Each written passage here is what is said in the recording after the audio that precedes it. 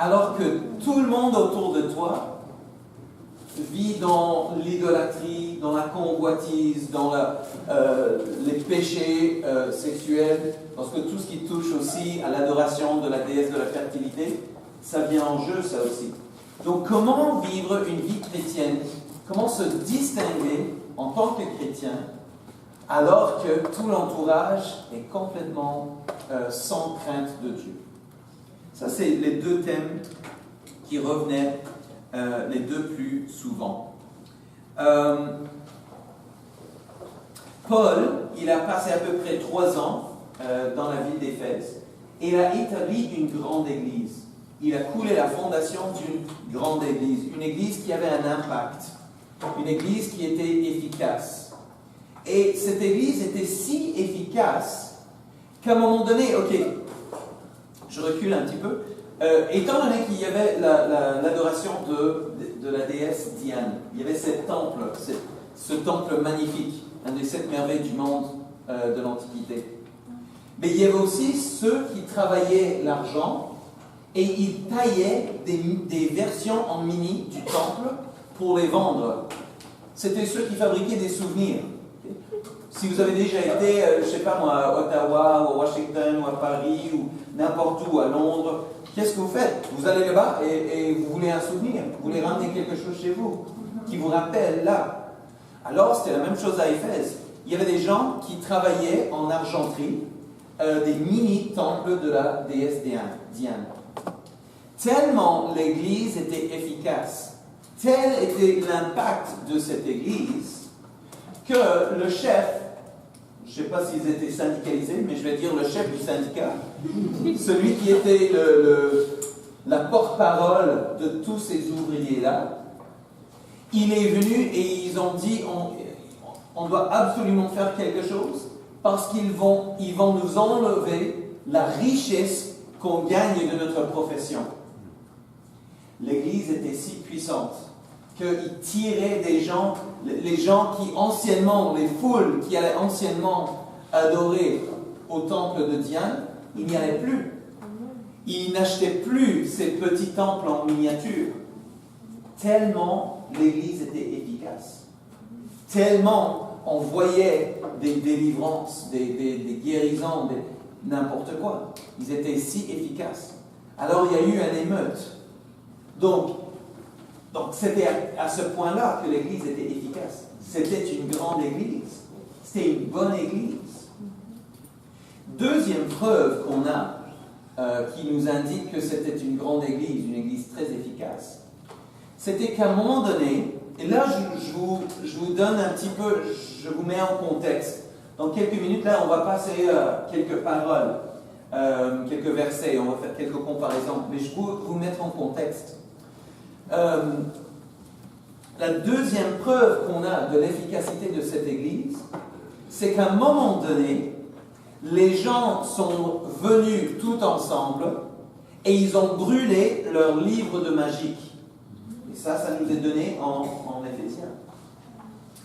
Et il nous donne aussi le montant, la valeur de tous ces livres. On dit que, la Bible dit qu'ils ont brûlé des livres de magie qui valaient jusqu'à 50 000 pièces d'argent. Okay? Pour nous situer un petit peu, pour pouvoir comprendre ça, il faut comprendre qu'une pièce d'argent, c'était à peu près l'équivalent d'un salaire d'un jour. Okay? C'était le salaire d'un jour pour un homme. Okay? Donc, 50 000. Ça représente un salaire journalier de 137 ans. 137 ans en salaire journalier. Si on le distribue un petit peu plus loin, prenez 100 personnes, je ne sais pas combien on est là ce soir, imaginons qu'on était 100 personnes. Ça voudrait dire que pendant 16 mois, l'équivalent de l'ensemble de 100 personnes, pendant 16 mois, il faudrait 16 mois de salaire pour 100 personnes pour équivaloir la valeur de tous les livres qu'ils ont brûlés. Vous imaginez combien de livres de magie il devait y avoir? Pas mal. Pas mal. Ok. Qui brûlait ces livres? En général, on pense que c'est deux groupes de personnes. Premier groupe de personnes, ce sont des gens qui, sur le champ, se convertissent et se disent « Mince, je veux me débarrasser de ça. » Sur le coup, je me débarrasse, je me coupe. Ceux qui touchent à mon passé, je fais une coupure totale dès maintenant. Ça, c'était sûrement une partie des gens qui ont brûlé les livres. En général, on pense que l'autre groupe de ceux qui brûlaient, c'était ceux qui étaient peut-être dans l'Église depuis un certain moment. Ils faisaient un cheminement avec le Seigneur. Ils approfondissaient leur connaissance de la Bible, des choses de Dieu. Mais pour une raison ou une autre, ils ne se sentaient pas encore interpellés de se débarrasser de ça. Et pas forcément par manque de vouloir, peut-être par ignorance. Et on présume qu'à un moment donné, ils se sont dit, écoute, là, ça fait un moment que je suis dans l'Église, peut-être je ne vis pas la totalité des bénédictions que Dieu veut me fournir, alors là, je vais décider, moi je vais aller plus loin. Déjà, j'ai fait des pas pour le Seigneur. C'est pas que je suis nouveau. J'ai déjà fait des pas pour le Seigneur. Mais là, je vais faire un pas de plus. Et là, je vais aller un petit peu plus loin. Là, je ne vis peut-être pas tout à fait la liberté que je voudrais. Alors, pour pouvoir atteindre ça, je vais faire un sacrifice de plus. Je vais me distancier de mon passé et de tout ce qui touche aux autres dieux, aux autres priorités de ma vie.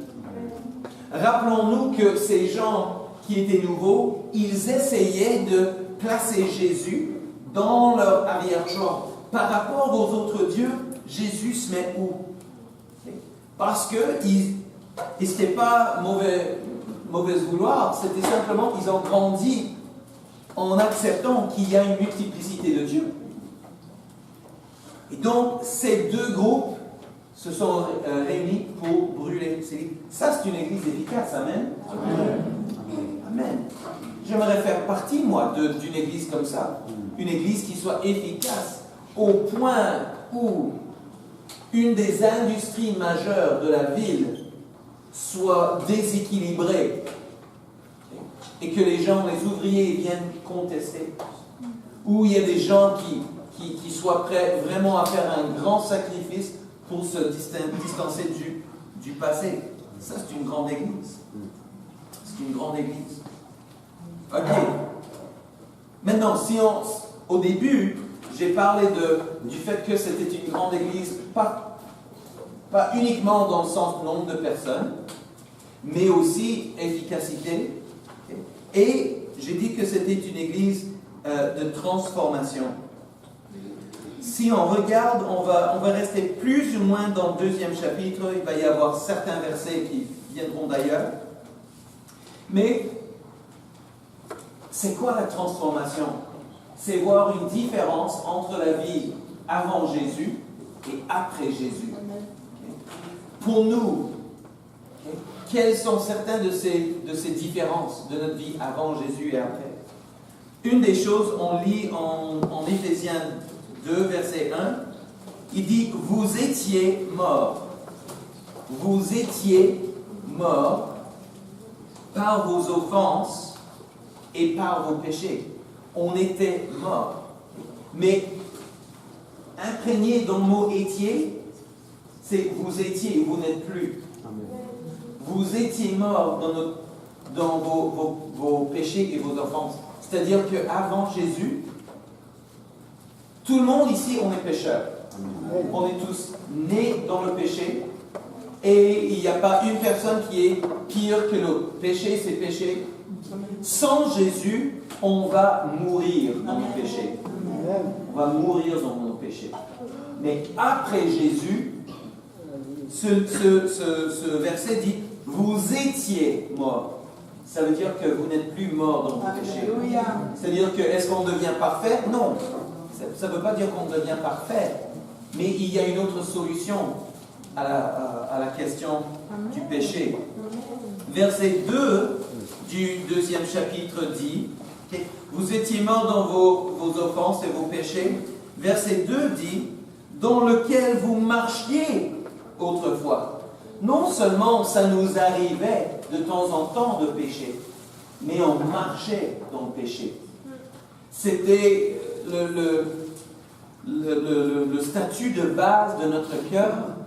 On a beau être une bonne personne, entre guillemets, mais même les bonnes personnes, on marche dans le péché, on marche dans les convoitises de la chair, on marche dans les désirs du cœur. La Bible dit que le cœur est une chose une source de déception, de grande déception. Donc, avant, on marchait dans nos péchés et nos offenses, selon le train de ce monde. C'est-à-dire qu'on n'était pas mieux que tout le monde d'autre. Alors, on n'était pas pire que tout le monde d'autre. On était comme tout le monde d'autre. On était comme tout le monde d'autre. Mais on était mort et on marchait, mais on ne marche plus. Donc ça, c'est une première transformation. On n'est pas tenu à marcher dans le train de notre vie, dans le train des péchés, des offenses. Regardez verset 3. Il dit en verset 3, « Nous tous aussi, nous étions de leur nombre. » Nombre de qui?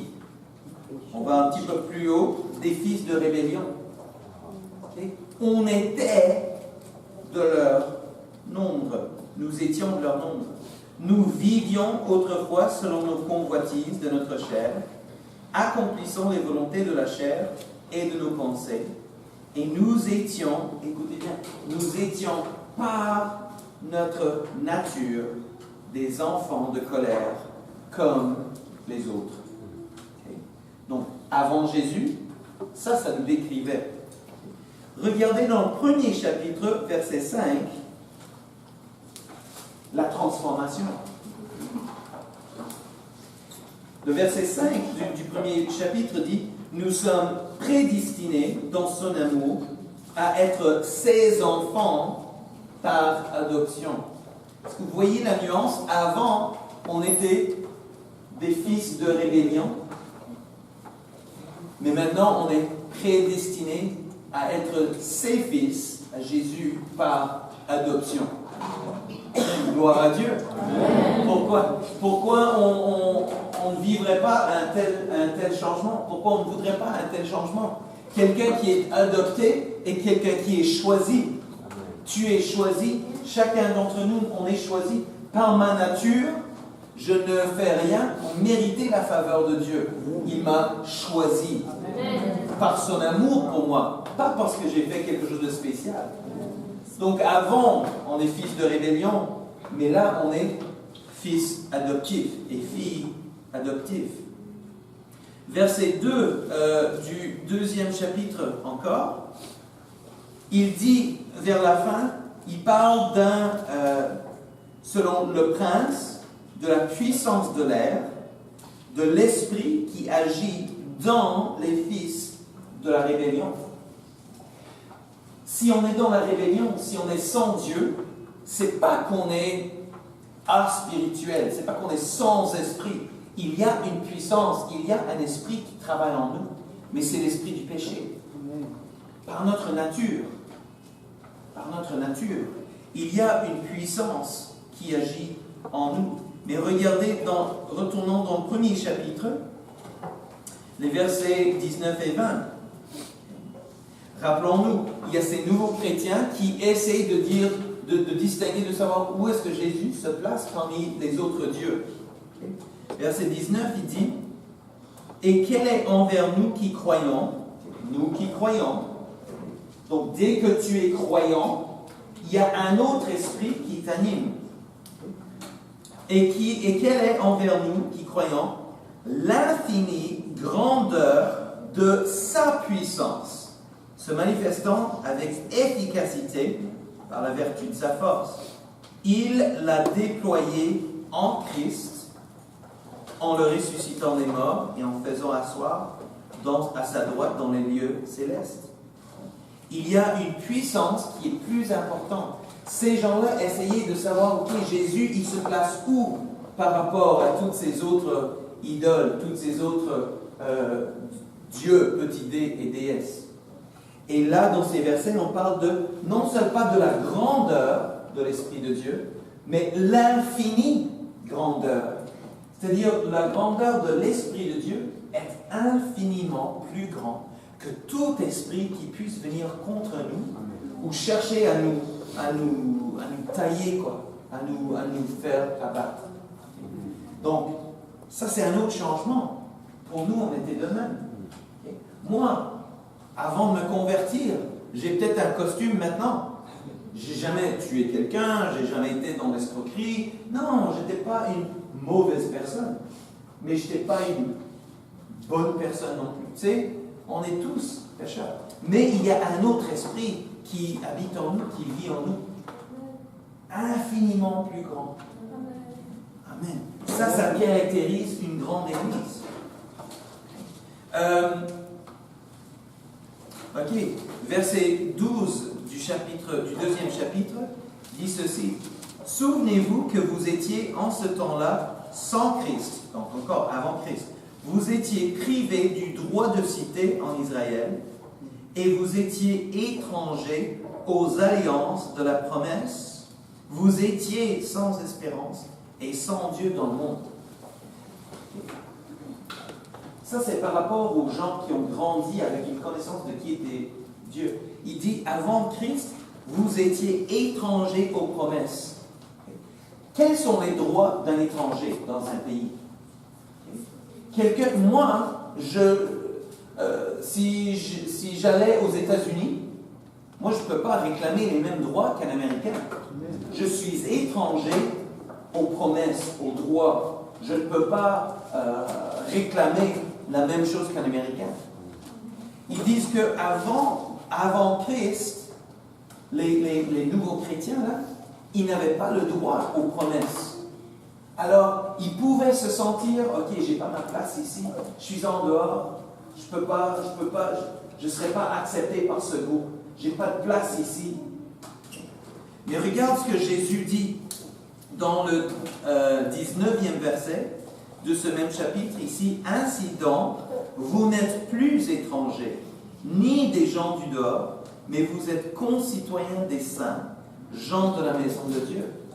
Si vous êtes ici ce soir et que vous êtes relativement nouveau et que peut-être il y a une petite voix dans votre tête qui dit « Écoute, tu n'auras pas ta place ici.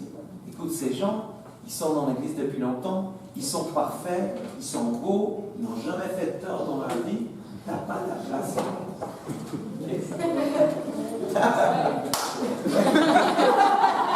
J'entends des rires. Mais ça arrive. Quand les gens sont nouveaux, ça arrive.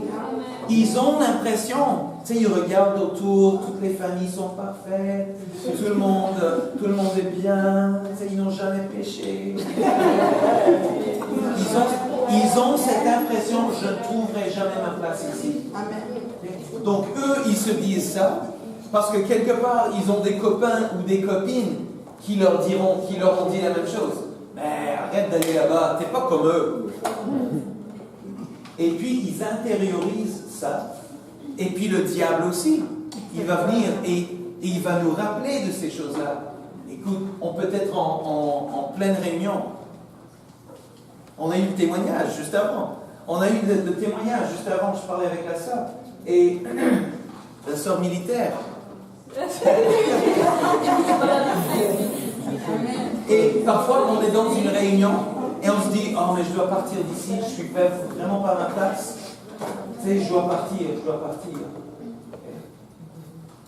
Une fois que tu es croyant, une fois que tu veux t'approcher de Dieu, que tu prends petit pas, après petit pas, après petit pas, tu ne dois pas te comparer à quelqu'un qui est dans l'église depuis 20 ans. Tu te compares, si tu fais un petit progrès, si tu es un pas plus loin qu'hier, c'est bien. Si tu es un pas plus loin,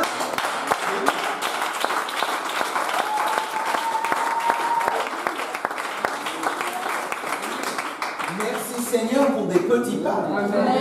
Moi, je ne suis pas né dans cette église.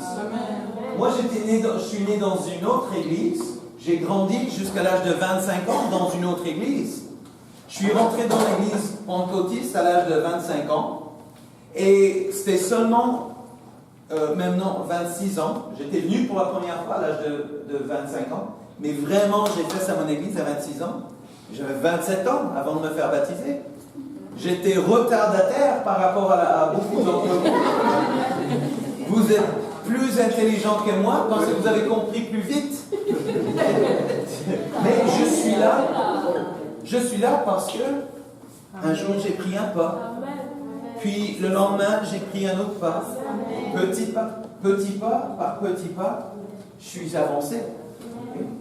Mais dès que tu te mets dans cette direction et que tu cherches à faire de Jésus ton Dieu, qu'est-ce qu'il dit? Il dit, verset 19, « Vous n'êtes plus étrangers, tu n'es plus un gens de dehors, tu es concitoyen des saints, tu es gens de la maison de Dieu. » Reculons, verset 14, « Car il est notre paix, lui qui des deux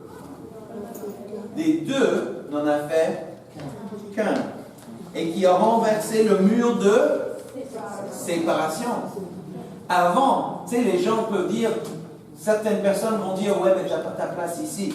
Ok, mais j'ai pris le nom de Jésus sur moi dans le baptême, je suis rempli de son Saint-Esprit, alors, tant pis pour toi, on est un.